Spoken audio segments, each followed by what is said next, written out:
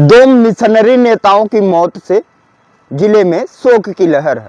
जिले के दो दिग्गज नेता पंचतत्व में विलीन हो गए। एक तरफ जहां टांडा विधानसभा के राम सूरत मौर्य तो वहीं आलापुर विधानसभा के राम सूरत गौतम। दोस्तों नमस्कार, आप रमेश मौर्य को सुन रहे हैं।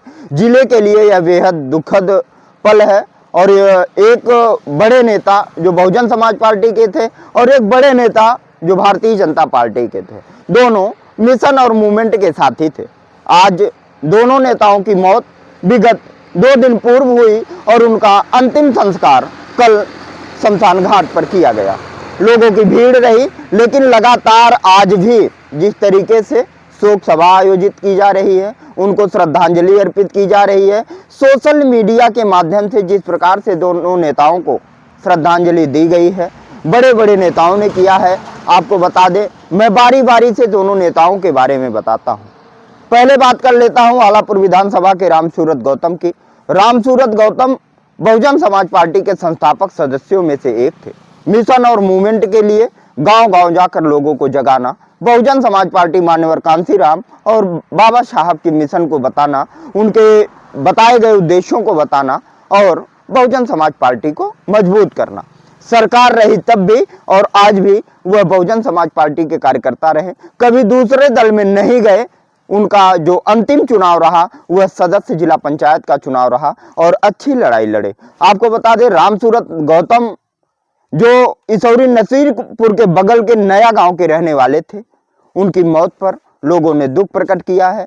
आलापुर बहुजन समाज पार्टी के विधानसभा अध्यक्ष श्रीराम मौर्य, वरिष्ठ बसपा नेता जयप्रकाश मौर्य, निरंजन गौतम सहित जो टीम थी, राजमणि गौतम, ऐसे जो बहुजन मिशनरी के लोग थे, उनके साथ साथ सपा विधायक त्रिभुवन दत्त, पूर्व ब्लॉक प्रमुख प्रतिनिधि बलराम गौतम, पूर्व जिला पंचायत सदस्य प्रद्युम्न यादव, ऐसे कई नेताओं ने दुख प्रकट किया है।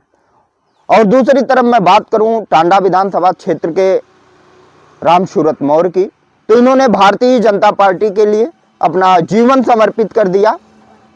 हाल ही में इन्होंने जिला अध्यक्ष के लिए नामांकन किया था।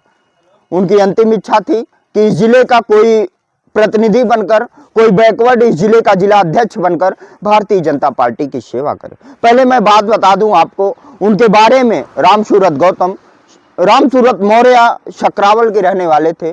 शकरावल स्थित उनका जो मकान था वो भारतीय जनता पार्टी के प्रांतीय संयोजक थे, अभी जो उनका पद था। और इसके साथ साथ विभिन्न जनपदों में, विभिन्न विधानसभाओं में विभिन्न पदों पर रहकर भारतीय जनता पार्टी के नीतियों को, रीतियों को बताने का कार्य किए और अंत में वह भी पंचतत्व में विलीन हो गए। मैं बात कर रहा था उनकी मौत की। हृदय गति रुक जाने से उनकी मौत हुई है। जहां तक यह अंदेशा लगाया जा रहा है, भारतीय जनता पार्टी ने मंडल अध्यक्षों का चुनाव हुआ।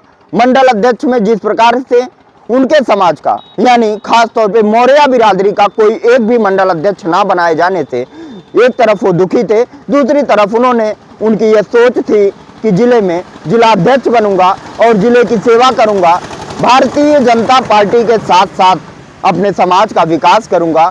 मौर्य बिरादरी जो उनके साथ खड़ी रही, उनका भी मान सम्मान बढ़ाएंगे। उनकी अंतिम इच्छा रही कि मैं जिला अध्यक्ष की कुर्सी पर बैठकर भारतीय जनता पार्टी का जिला अध्यक्ष बनकर इस जिले की सेवा करूंगा, लेकिन यह मंजूर नहीं था प्रकृति को और पंचतत्व में विलीन हो गए। अब सवाल यह उठता है, क्या भारतीय जनता पार्टी सिर्फ ऐसे ही शोक संवेदना व्यक्त करेगी?